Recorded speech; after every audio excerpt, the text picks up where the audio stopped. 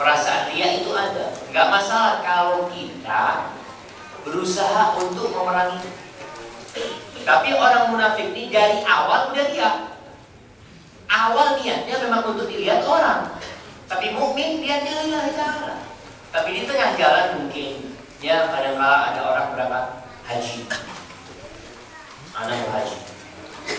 Anak nggak melihat orang seagam tahu nggak berangkat haji atau umroh lewat Jakarta. Ada yang tahu kan? Mau kemana? Mau ke Jakarta? Oh iya, sampai Jakarta udah berangkat umroh atau haji, sampai Mekah melihat orang pada foto-foto di Ka'bah.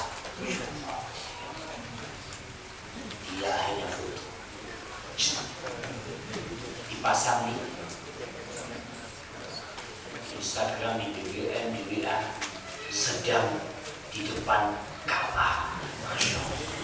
Inti katanya nggak kepingin orang Sagam tahu, itu orang se-Indonesia tahu.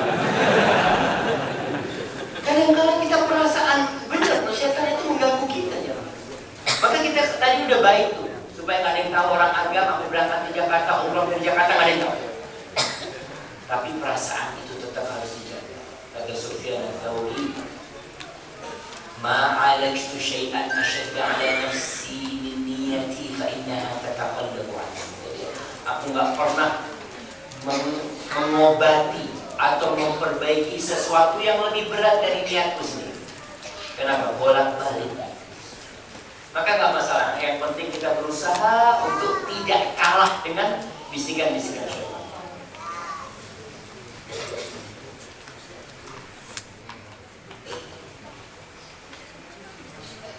Bagaimana cara menghapus dosa munafik yang telah lalu? Apa yang pantas kita lakukan untuk selanjutnya dalam beribadah? Tolong keterangannya. Terima kasih. Barakallahu fiik. Pertanyaan yang sangat menarik sekali. Kadang-kala dulu aneh itu pura-pura baik. Dulu aneh itu sholat pun pura-pura. Dulu aneh puasa pun ada yang pura-pura bekerja. Karena untuk pekerjaan ya. Ada orang kadang-kala sholat di masjid, di kantor. Kenapa dia sholat di masjid? Sholat di masjid 27. Sholat di masjid. Padahal kalau di rumahnya dia nggak sholat di masjid. Dia di sana kenapa sholat di masjid? Karena ada bosnya. Bosnya sholatnya di masjid. Gimana kita sekarang mau ganti dosa masa lalu ketika kita sadar? Perbaiki dengan memperbanyak amal soleh yang tersembunyi. Zikir. Kalau itu sebagian kalau berzikir ada orang dia langsung berzikir dengan lidahnya tanpa bibirnya bergerak. Karena dia takut teriak. Kalau sekarang alhamdulillah di Arab itu mungkin 10 tahun terakhir ini ada model tasbih yang bagus-bagus dipakai sama supir-supir. Tapi bukan buat zikir. Dipegang, diputar. Jadi nanti kalau sudah diam, nanti putar lagi. Apa maksudnya Allah Subhanahu wa ta'ala mengatakan, in tubdus sadaqat fa ni'ma wa in tukhfuha wa tu'tuha al-fuqara fa huwa khairul lakum.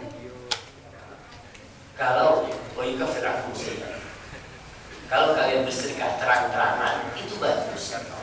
Tapi kalau kalian sembunyikan, lalu kalian berikan kepada fakir miskin yang berhak, maka itu lebih baik buat kalian dan akan menghapuskan dosa-dosa kalian. Makanya salah satunya nanti akan menghapuskan dosa-dosa nifaq yang masa lalu dengan beramal soleh secara sembunyi.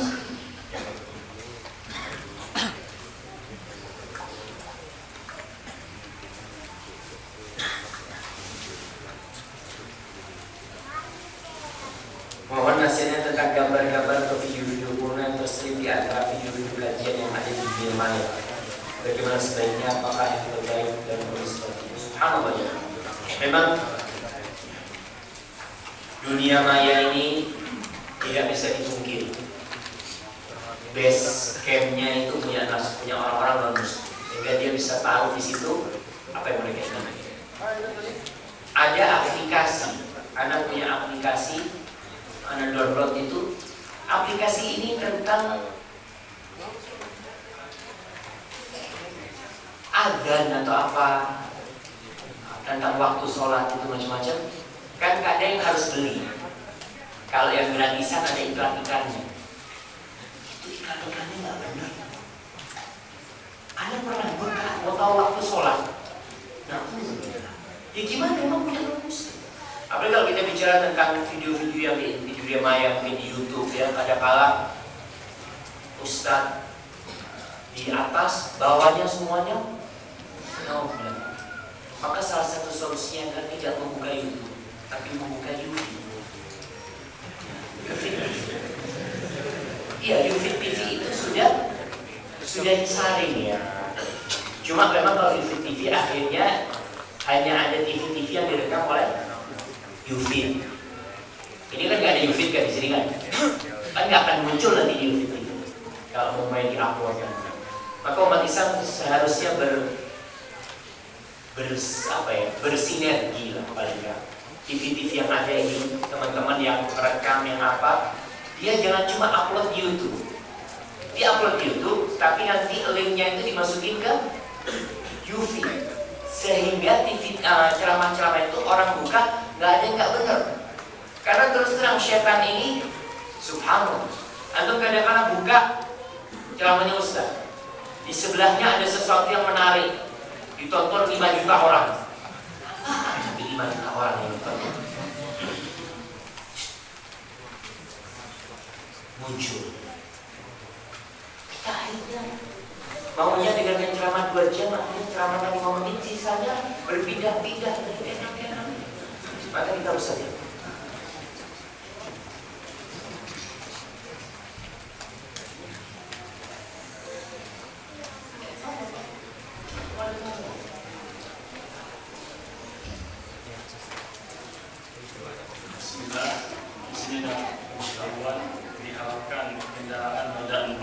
Yang parkir di jalan depan Sholat Syariah untuk dipindahkan karena mobil tangki air akan masuk. Sekali lagi diharapkan kendaraan roda 4 yang parkir di jalan depan Sholat Syariah untuk dipindahkan karena mobil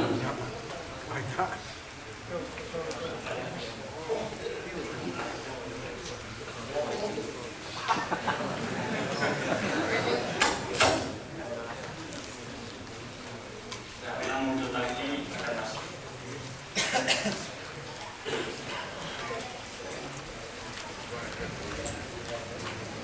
Nah, ini ada pertanyaan, apakah seorang yang mengaku muslim yang percaya pada dukun atau hal-hal yang lain masih bisa disebut beriman? Para jamaah al-mu'min, orang mukmin adalah orang yang beriman dengan Al-Quran Al-Karim. Allah sebutkan dalam Al-Quran Al-Karim bahwasanya tidak ada yang tahu yang baik kecuali Allah. Qul la ya'lamu man fis samawati wal ardi al-ghaiba illa Allah. Oleh karena itu, kalau ada orang beriman percaya ada orang lain tahu dengan yang gaib, berarti dia kufur dengan Al-Quran. Allah mengatakan nggak ada yang percaya. Kemudian yang klinik-klinik yang akhirnya dia meminta kepada selain Allah, subhanallah, nggak tahu di sini, di sawah-sawah dekat Surabaya, di Jawa, itu kalau mau panen, kadang-kala ada ritual tersendiri, ada pasang kayak sesajen, ada yang pernah lihat? Nggak ada di sini, ada juga. Artinya kalau nggak tahu, jangan ngomong nggak tahu, nggak pernah lihat. Karena alhamdulillah sekarang memang udah jarang. Anda masih ingat ketika SD, Anda biasanya anak SD lah mainnya di sawah ya, ini itu. Kalau mau panen itu mesti di ujung itu ada sesajen. Di situ ada bubur merah, bubur putih, ada kembang, ada duit, ada rokok. Duitnya biasanya 100 atau 50 perak. Kita nyari duitnya biasanya. Kalau udah mau panen atau sama teman-teman itu banyak di pojok-pojok. Sekarang alhamdulillah sudah mulai berkurang. Jadi kalau orang yang percaya dengan hal-hal seperti itu, diragukan keimanan dia dengan Al-Quran. Bagaimana engkau mengatakan iyyaka na'budu wa iyyaka nasta'in, kemudian engkau meminta kepada selain Allah Subhanahu wa taala? Rasul sallallahu alaihi wasallam mengatakan man ataka hinan aw arrafan lam tuqbal lahu salatun 40 yawman. Barang siapa mendatangi orang pintar atau dukun, maka dia tidak akan diterima salatnya 40 hari. Maka hati-hati.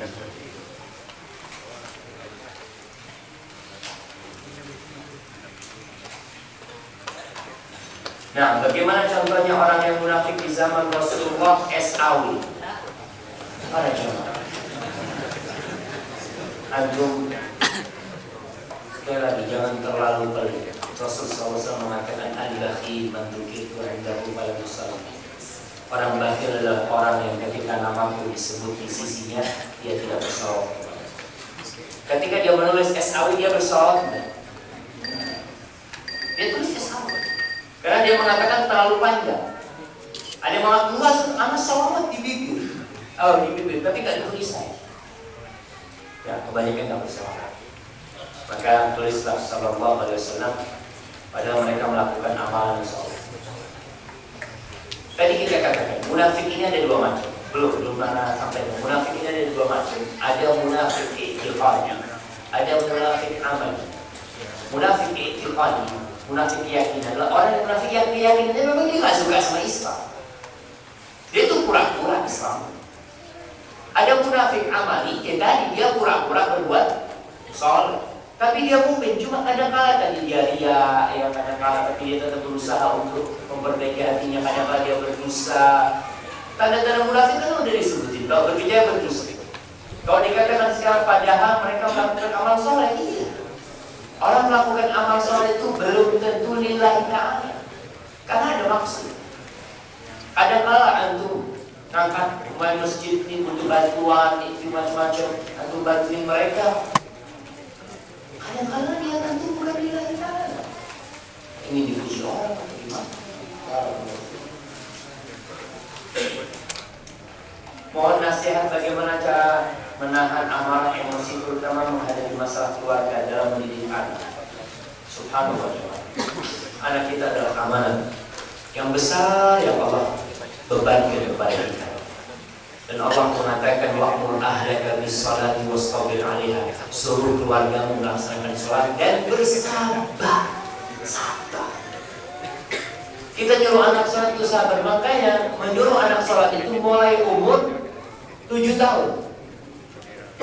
Anda punya anak perempuan umur 7 tahun, dia hampir 7 tahun. Itu sama ibunya kalau disuruh sholat sampai berantem. Oh ini itu yang nanti lagi ini anak kecil dia sabar. Nah sholatnya, dia bentar lagi main dia. Namanya anak-anak. Tapi insya Allah kalau kita mendidik mereka ketika anak-anak benar besarnya nanti nggak terlalu sulit mendidik. Yang jadi masalah, banyak orang tua baru sadar ketika dia sudah tua dan anaknya sudah dewasa. Dulu orang tuanya bolong-bolong sholatnya, sehingga anaknya sholatnya bolong-bolong. Ketika orang tuanya sudah dapat hidayah, sholatnya benar, dia mau memperbaiki anaknya berat. Karena kalau pohon itu udah keras tuh batangnya, susah untuk dibelok. Ya sabar, duduk sama anak, ya. Tunjukkan kecintaan kepada anak, pelan-pelan gitu. Anak itu boleh dipukul, boleh. Ketika umur 10 tahun tak sholat boleh, tapi dengan proses yang 3 tahun. Lalu banyak membaca a'udzubillahi minasyaitonir rajim. Karena kadang-kala orang tua itu marah sama anaknya sampai lupa darah. Ada orang yang menampar anaknya sampai anaknya tuli. Jangan sampai itu terjadi. Rasulullah SAW mengatakan wala tadribil wajh, jangan memukul wajah. Wajah ini tidak boleh dipukul. Jadi dalam kondisi marah kepada anak, tetap wajah tidak boleh. Yang boleh dipukul apa? Dengan pukulan yang tidak mematahkan tulang atau melukai.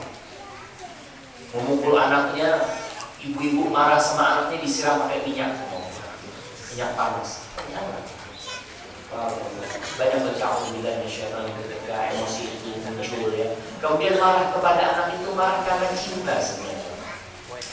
Bukan marah yang disebabkan emosinya karena dia cinta kepingin anaknya itu. Nah, bagaimana hukum bercadar? Istri Rasulullah semuanya bercadarkan mengacu pada hadis perempuan itu seperti burung gagak.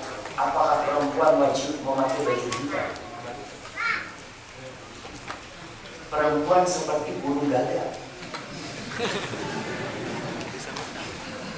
Nah, bagaimana hukum bercadar? Hukum bercadar ada dua pendapat ulama. Yang pertama, sebagian mengatakan cadar itu wajib berdasarkan ayat-ayat dan istri-istri Rasulullah SAW semua pakai cadar. Dulu nggak pakai cadar, tapi akhirnya semuanya pakai cadar. Ada yang mengatakan sunnah, cadar itu sunnah, menjadi keutamaan. Dan pendapat kedua ini insya Allah yang lebih benar, yang lebih rajin dalam permasalahan itu. Aurat wanita itu seluruh tubuhnya kecuali wajah dan telapak tangannya. Dengan catatan wanita itu tidak bersolek ketika tidak bercadar. Bercadar nggak wajib, Ustaz. Enggak, akhirnya dia pakai lipstick apa ya enggak. Kata Allah mengatakan wala tabarrujna tabarrujal jahiliyah. Kalian jangan bertabarruj seperti tabarrujnya orang jahiliyah. Istri Nabi semua bercadar. Setelah turun ayat tentang hijab itu semua bercadar. Itu yang Anda ketahui, wallahu a'lam. Kemudian apakah wanita seperti burung gagak? Jadi tidak ada warna khusus untuk pakaian wanita. Tidak ada warna khusus untuk pakaian wanita. Yang diceritakan ketika turun ayat hijab, perempuan-perempuan itu seakan-akan burung gagak. Karena di kepala mereka itu ada kain-kain yang hitam, tapi atasnya doang. Tidak disebutkan semua badannya hitam. Dulu jamaah, kehidupan para sahabat susah jamaah. Sebagian itu cuma punya sarung doang. Sampai kalau sholat, dia itu mau ruku atau sujud dipegangin kainnya, takut tersingkap aurat. Maka pakaian-pakaian wanita itu ya apa yang ada mereka pakai. Dan pakaian hitam itu ya pakaian yang biasa, bukan pakaian berhias pada masa itu. Maka kalau dikatakan apakah ada warna khusus, tidak. Boleh pakai warna apa saja asalkan tidak syuhroh, menjadikan orang melihat dia. Tujuannya pakai jilbab itu kan supaya nggak dilihatin orang. Kalau dia pakai baju itu malah dilihatin orang. Umpamanya di kampung itu orang-orang nggak ada yang pakai warna hitam, pakai warna hijau, coklat. Kalau kita pakai warna hitam dilihatin orang, jangan pakai warna hitam. Dilihatin orang, kata dia, aliran apa nih? Kan gitu kan. Padahal nggak ada keutamaan baju hitam di atas lainnya, nggak ada, sama. Cuma kan para ulama mengatakan kalau baju warna hitam itu lebih menutup berarti lebih bagus karena lebih menutup aurat. Memang baju warna bukan warna hitam ya, warna gelap itu lebih menutup daripada yang warna terang. Kadang-kala yang warna terang itu transparan. Kalau kita lihat, Anda biasanya lihat jemaah umroh ya, mereka pakai mukena putih. Maka yang mukena putih itu biasanya dilapisin dua supaya lehernya tidak kelihatan. Kalau nggak dilapisin tuh rambutnya kelihatan. Jadi intinya masalah warna ini bebas asalkan tidak membuat orang pada ngeliatin dia. Dan pakaiannya juga nggak ada hiasan-hiasan, ada manik-manik emas-emasan apa seperti itu sehingga orang pada ngeliatin dia. Tujuan dia pakai baju itu untuk menutup auratnya.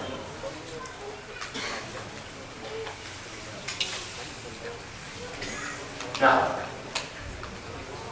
ini bertanya tentang bagaimana apakah ada kitab yang harus dibaca agar terhindar dari sifat-sifat munafik, dari pembatal-pembatal keislaman. Banyak sebenarnya kitab-kitab yang telah ditulis oleh para ulama ya. Tapi kitab yang pertama yang harus kita baca itu adalah Al-Qur'anul Karim. Antum banyakin baca surat Al-Baqarah di awal surat Al-Baqarah, surat An-Nisa pertengahan itu, kemudian di surat At-Taubah. Kemudian ada kitab-kitab keyakinan, ucapan dan perbuatan pembatal keislaman, nawaqidul iman, wal Islam al-Qawliyah wal Amaliyah, itu kitab yang bagus yang dibaca. Tapi kitab Al-Quran Al-Karim adalah kitab utama yang seharusnya kita baca.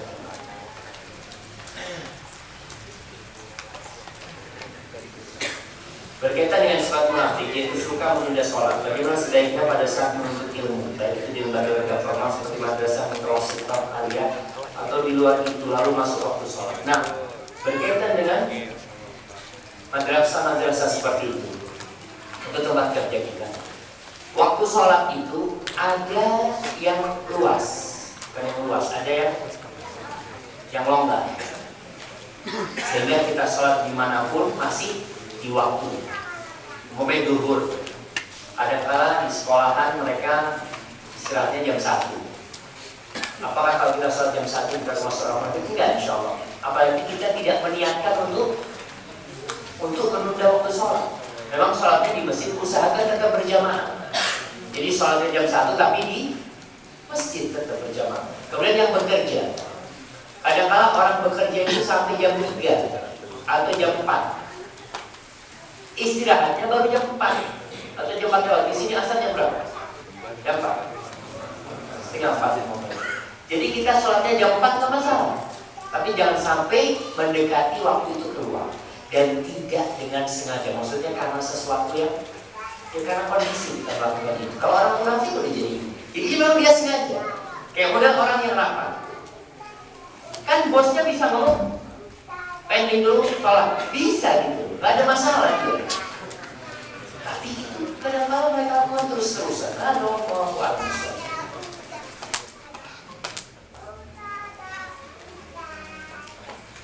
Bagaimana kalau kita beramal niatnya bukan untuk lihat, tapi untuk mengajak orang tersebut untuk beramal baik.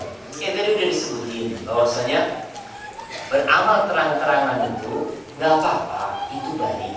Asalkan niatnya lillah, apalagi plus niat tadi untuk memberikan pelajaran kepada mereka, anak-anak kita. Tunjukkan anak-anak kita sedekah, terang-terangan sama anak kita untuk mengajari mereka.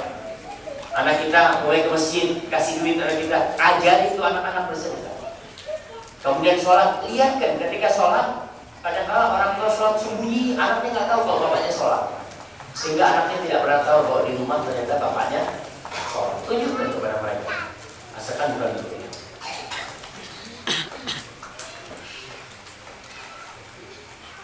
Bagaimana kita berpakaian jika kita tidak pantas memakai pakaian koko atau gamis? Contohnya pergi ke suatu tempat dengan kawan-kawan, nanti kawan-kawan bilang kita terlalu alim karena pergi cukup. Jadi pakaian muslim itu menutup aurat, tidak syar'i. Kemudian pakaian itu tidak ada lambang-lambang kekufuran. Pakaian itu tidak menyerupai orang-orang kasih, orang-orang fasik.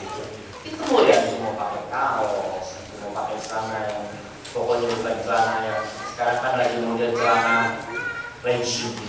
Laki-laki juga pakai celana legging. Ada pakai celana harus pakai plastik dulu, maksudnya.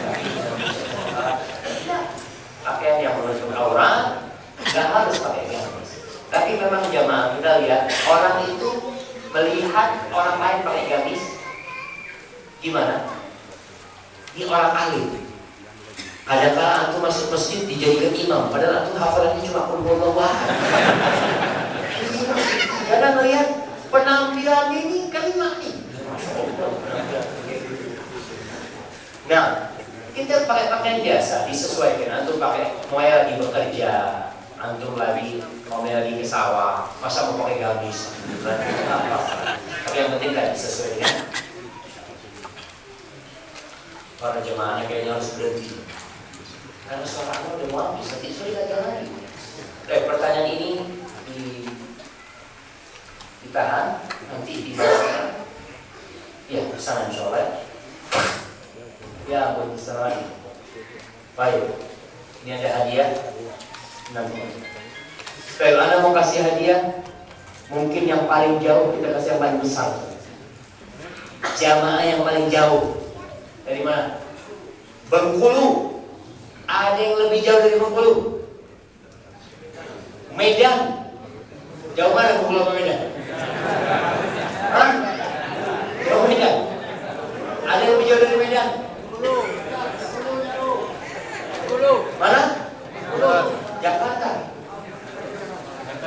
masih mau kajian? Apa udah tinggal di sini?